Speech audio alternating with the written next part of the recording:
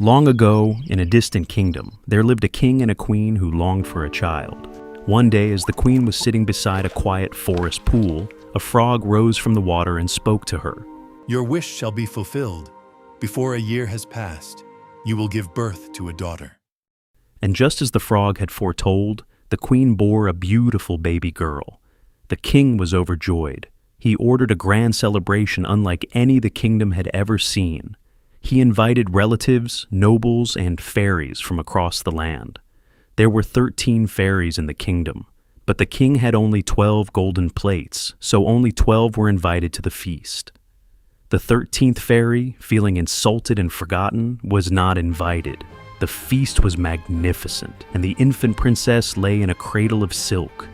Each of the 12 fairies stepped forward to give her blessing. I give her beauty. I grant her grace. I give her kindness. I give her wealth. Joy is my gift to her. But before the 12th could finish her gift, the 13th fairy strode into the hall, her face burning with anger.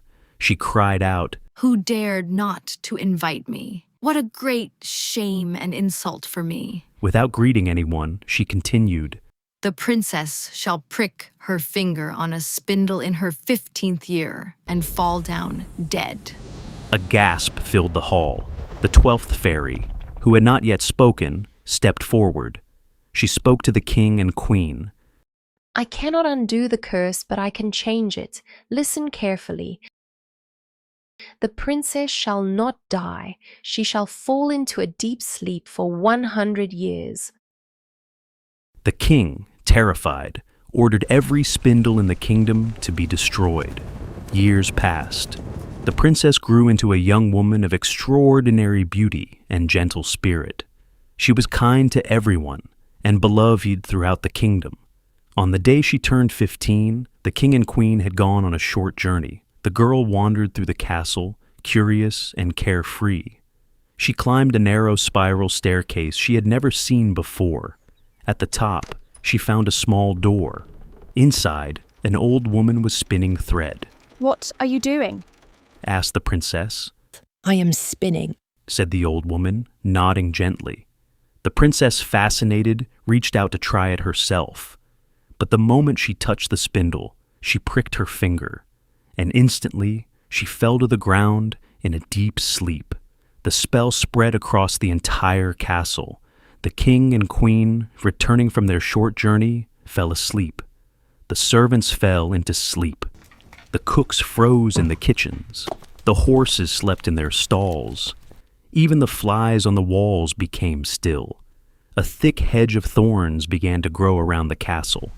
It grew higher and denser each year, until the palace was completely hidden from view. Legend spread across the land of the sleeping princess known as Aurora. Many princes attempted to reach her, but the thorns were cruel. They tangled around the brave young men, trapping them. None returned.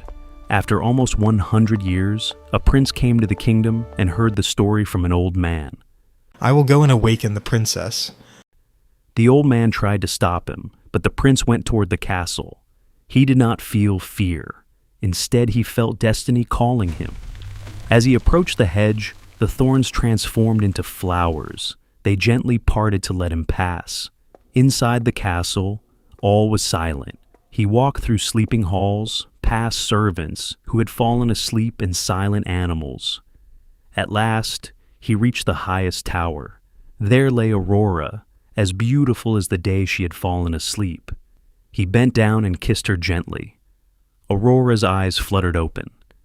"I'm sorry if I caused you any distress." "No, it is not so.